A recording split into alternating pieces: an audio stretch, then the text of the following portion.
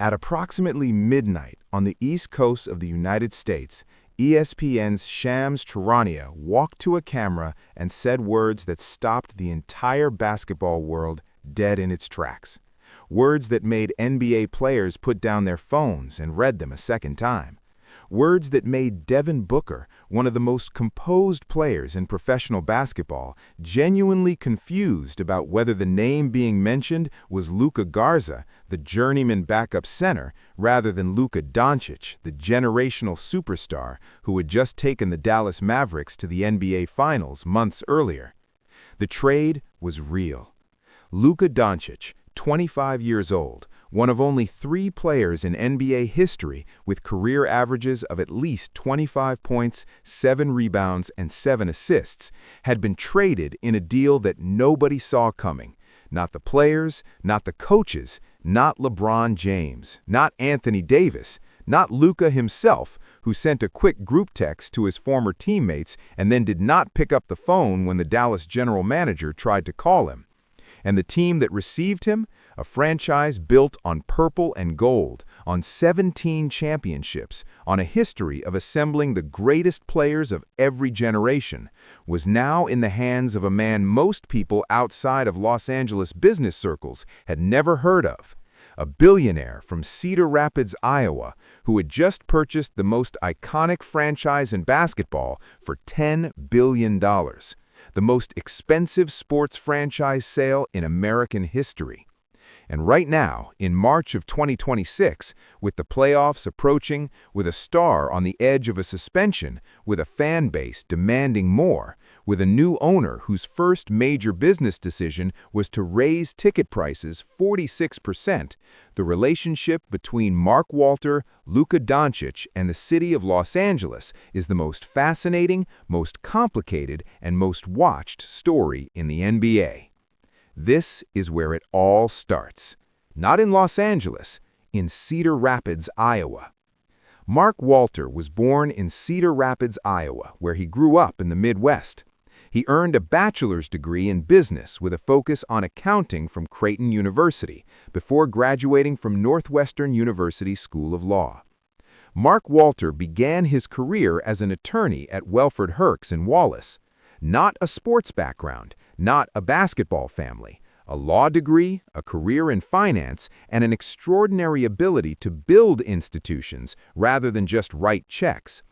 Walter co-founded Guggenheim Partners, which now manages more than $340 billion in assets, and is also co-founder and CEO of TWG Global, a private investment firm with holdings across financial services, real estate, media, and professional sports.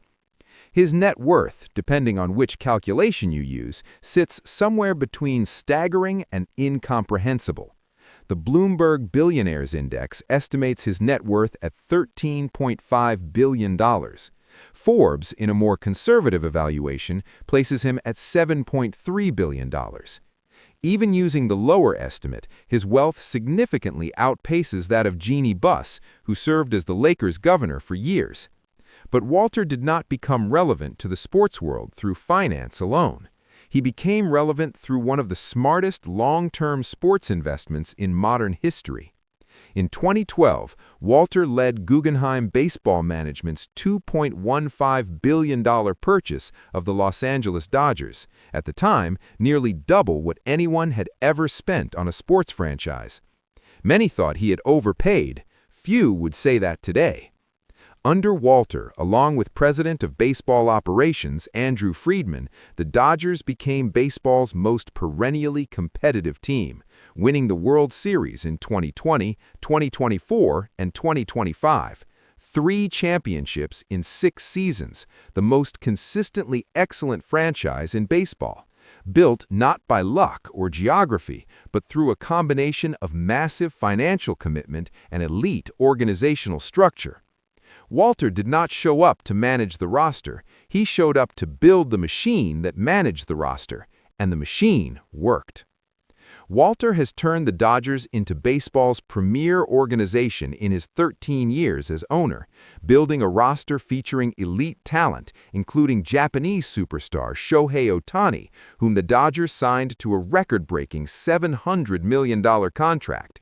That Dodgers model, lavish spending, elite front office infrastructure, ownership that empowers specialists rather than micromanaging, is exactly the model that Lakers fans prayed he would bring across town when the news broke that he was buying the basketball franchise. Walter purchased a 26% minority stake in the Lakers in 2021 in a deal that included a right of first refusal, preventing the Buss family from selling to anyone else and laying the groundwork for his eventual majority purchase. Then, on June 18, 2025, the announcement came. The NBA Board of Governors unanimously approved Mark Walter as the new majority owner of the Los Angeles Lakers at a $10 billion valuation, the largest franchise sale in American sports history, surpassing the Celtics' valuation of $6.1 billion. Jeannie Buss retained a 15% stake and continued as team governor for at least 5 years. Walter takes over the Lakers during a transition period as the team shifts its priorities to building around Luka Dončić while LeBron James is in the twilight of his legendary career. That sentence, building around Luka Dončić, it sounds straightforward on paper. In reality, it is the culmination of one of the genuinely shocking transactions in the history of North American professional sports. A transaction that Walter had absolutely nothing to do with orchestrating, but one that he inherited as the centerpiece of his entire ownership vision. And to understand why his reaction to Luka Dončić matters so enormously right now, you have to understand how Luka Dončić ended up in Los Angeles in the first place. On the night of Saturday, February 1, 2025, the Dallas Mavericks and Los Angeles Lakers were minding their separate businesses. The Lakers had just beaten the New York Knicks at Madison Square Garden. Anthony Davis was back in Los Angeles dealing with a strained abdominal muscle. Luka Dončić had not played since Christmas Day, when he had exited a game against the Mavericks with a strained left calf. Nobody, not the players, not the coaches, not LeBron James, had any idea that a conversation had been happening between two general managers who had known each other since 2003. Browns Nation reported in January 2025, Mavericks general manager Nico Harrison reached out to Lakers general manager Rob Pelinka about a potential Dončić trade. Pelinka initially thought Harrison was joking. On January 7th, Pelinka and Harrison met at the Hotel Crescent Court coffee shop to begin negotiating the trade in earnest. The trade was put together in total secrecy. Only a precious few people knew what was happening.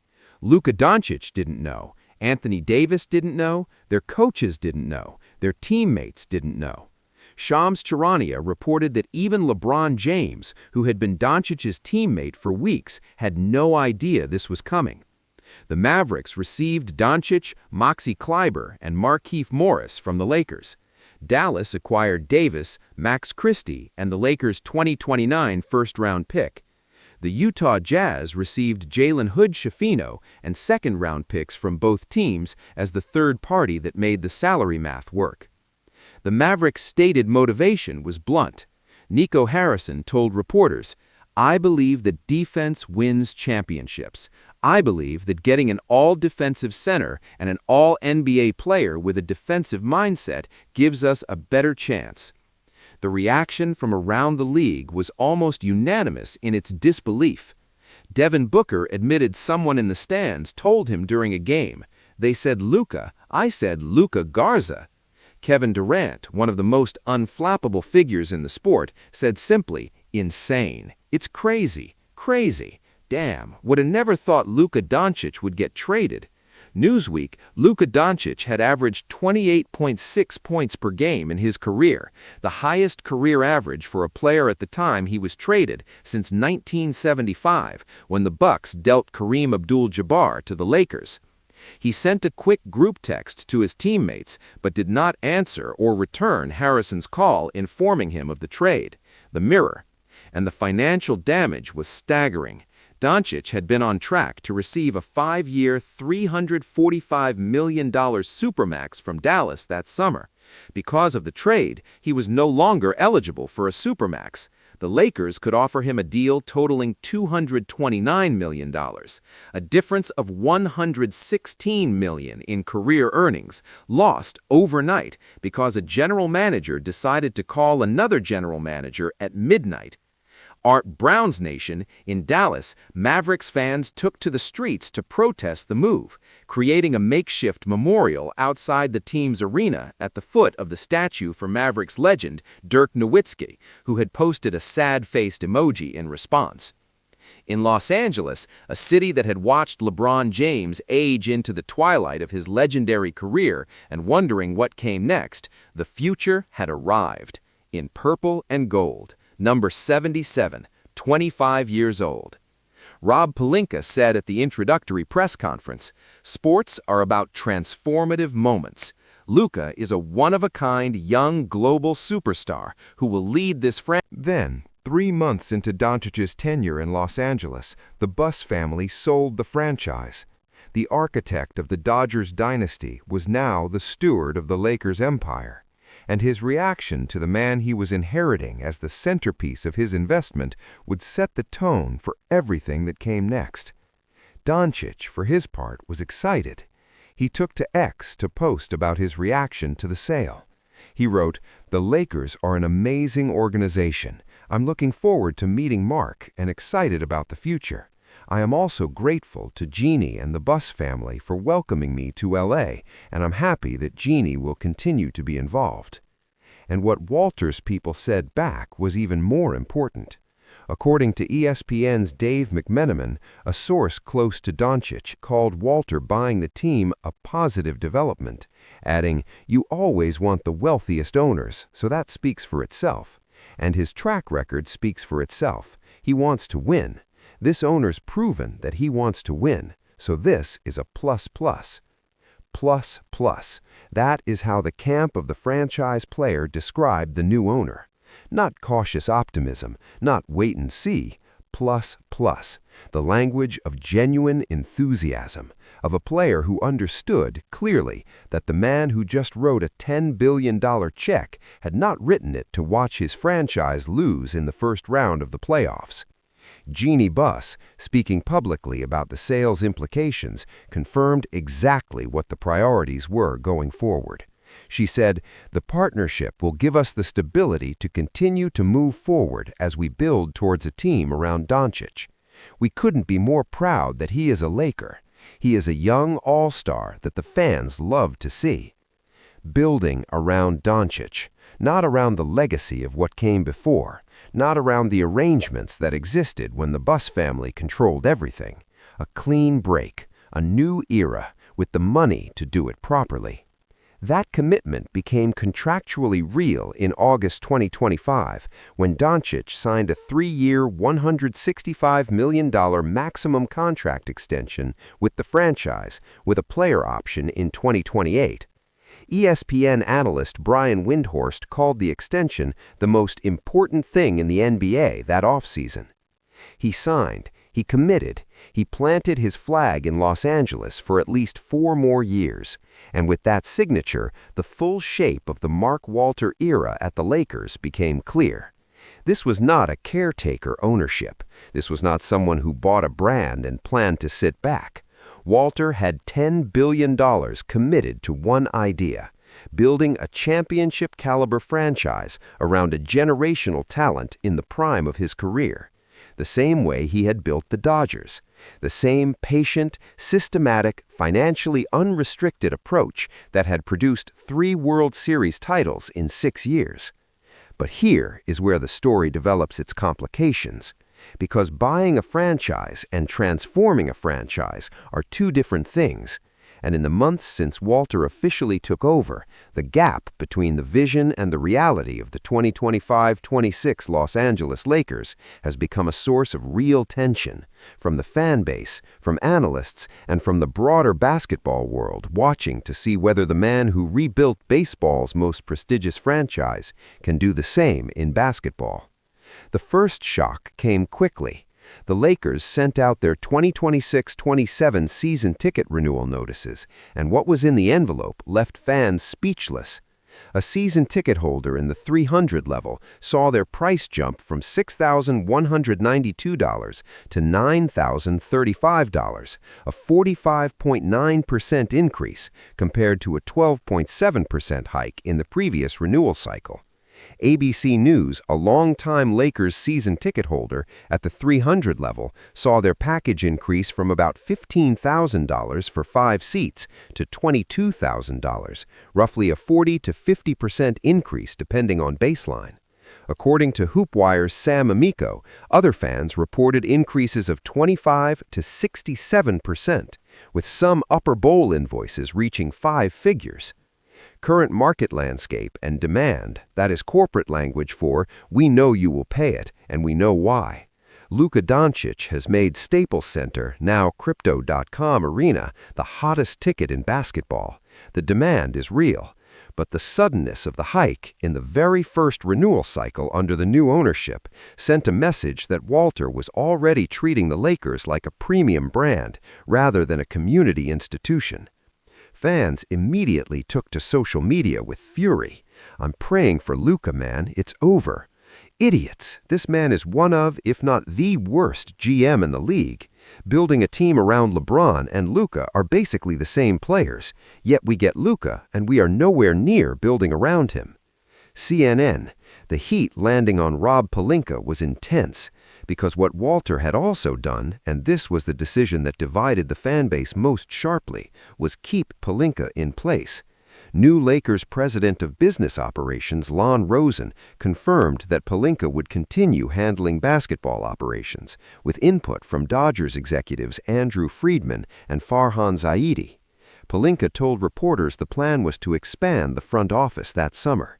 Friedman and Zaidi, the architects of the Dodgers baseball dynasty, brought in as consultants on basketball decisions.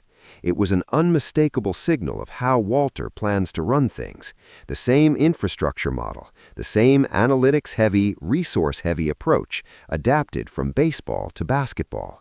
But the immediate reaction from fans was skepticism, because Pelinka, whatever his relationship with Kobe Bryant's legacy, has a complicated track record as a general manager, and bringing Dodgers executives into basketball conversations is the kind of structural innovation that sounds brilliant in theory and has an uncertain timeline in practice. And all of this organizational turbulence was unfolding while Luka Dončić, the reason all of it matters, was on the court doing things that reminded everyone, game after game, exactly why $10 billion changed hands. The 27-year-old is averaging a league-best 32.5 points, along with 8.5 assists and 7.8 rebounds, while shooting 47.5% from the floor and 36.2% from beyond the arc. Those are numbers that belong in a conversation about the best seasons any player has ever put together. He became the 4th player in franchise history to record at least 10 40-point performances in a single season, joining Kobe Bryant, Elgin Baylor, and Jerry West. Kobe Bryant, Elgin Baylor, Jerry West, Luka Dončić. That is the sentence that defines what he is doing in Los Angeles this year. And he is doing it while carrying a franchise through injuries to his co-stars, while managing a new relationship with a new head coach, while adapting to a city and a pressure environment that is completely different from anything he experienced in Dallas. Just 3 days ago, on Friday, March 7th, he dropped 44 points, 9 rebounds, and 5 assists against the Indiana Pacers, going 14 for 25 from the field with 7 three-pointers made, leading the Lakers to a 128-117 win. But here is the other side of the story, the side that has the entire NBA talking this week, the behavior that is now a genuine crisis for the Lakers organization. Because Luka Dončić is not just averaging 32.5 points, he is also, at this very moment, one technical foul away from an automatic suspension that could cost his team a playoff seeding game at the worst possible moment of the season. Dončić received his 15th technical foul of the season during the Lakers' 120-113 loss to the Denver Nuggets on Thursday, March 5th. Under NBA rules, a player who accumulates 16 technical fouls in the regular season receives an automatic one-game suspension. 15. He has 15. One more and he sits. And with roughly 20 games left in the regular season, and the Lakers currently sitting 6th in the Western Conference, just half a game behind the Nuggets for the 5th seed, and 1.5 games back from the 3rd-seeded Houston Rockets, every single game between now and the playoffs carries enormous weight. The most recent technical came when Dončić, frustrated with officiating, directed profanity toward a referee during a second-quarter sequence against Denver. Referee Ed Malloy confirmed in the official pool report. Dončić was issued a technical foul for using profanity directed towards a referee. We are trained not to stop an offensive transition when calling a technical foul on the defense. Fox Sports, Dončić was confused by the timing. I heard 3 other players say the exact same sentence and didn't get a tech, and that's my problem. I was trying not to talk at all. This is the first thing I said, no warning or nothing. Football garbage time, the frustration in his voice is real and understandable. But here is what analysts and observers are focusing on. It is not just this one instance, this is a pattern. In the 2022-23 season alone, Dončić finished with 15 technical fouls, 3rd in the league that season, 1 away from a suspension. In multiple seasons in Dallas, he flirted with or came close to the suspension threshold. Bleacher Report. This is who Luka Dončić is. He is an extraordinarily intense competitor who processes every moment on the floor through an emotional filter that does not always serve him logistically. He argues every call. He questions every whistle. He does not let things go. And in regular season games against teams that are not going to be in the playoffs, that behavior costs the Lakers nothing except a $5,000 fine.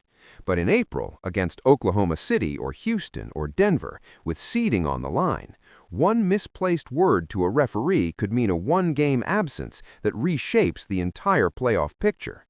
What made the situation more concerning to analysts was not just the technical foul itself, but Dončić's response afterward. Rather than signaling a clear commitment to avoiding another costly mistake, the Lakers star appeared more frustrated with the officiation than concerned about the potential consequences. The analysis from SI was direct. This definitely doesn't seem like a team-first mentality, nor is he taking accountability for his actions. Sports Illustrated. Head coach J.J. Redick has been put in a genuinely difficult position. He has to manage the emotional needs of a superstar while also protecting the team's playoff positioning. And his public response to the situation tells you everything about how this coaching staff is approaching the problem. Rather than criticizing Dončić or demanding he contain himself, Redick went on record with a defense that was as passionate as it was revealing. Look, I think he's a special kind of player, a special kind of person, and a special kind of competitor. I would much rather have someone who is trying to go out every night and kill than someone you have to literally revive with a defibrillator every other day. I will take Luka all day long. Yahoo Sports. Redick also confirmed that Dončić is aware of the danger he is in. He's aware that he's close and he's trying, Redick said before the Nuggets game on March 5th, the same game in which Dončić picked up his 15th tech anyway. Bleacher Report. He was aware, he was trying, and he still got the technical. That combination, awareness without the ability to fully control the response, is the behavioral pattern that is now one of the central storylines of the 2025-26 Lakers season. And it is the question that Mark Walter, as the new owner of this franchise, is watching from his courtside seat with a very particular interest. Because what Walter needs from Luka Dončić is not just statistical dominance, it is sustained dominance over multiple rounds of a playoff series, over years, not weeks, over a championship run that would justify the $10 billion investment and validate the entire premise of the new era. And a player who averages 32.5 points in the regular season but cannot stay on the floor because he gets suspended for arguing with referees is a player's value, as extraordinary as it is, being undermined by decisions he is making with his mouth rather than with his hands. The behavior had already surfaced in a different context.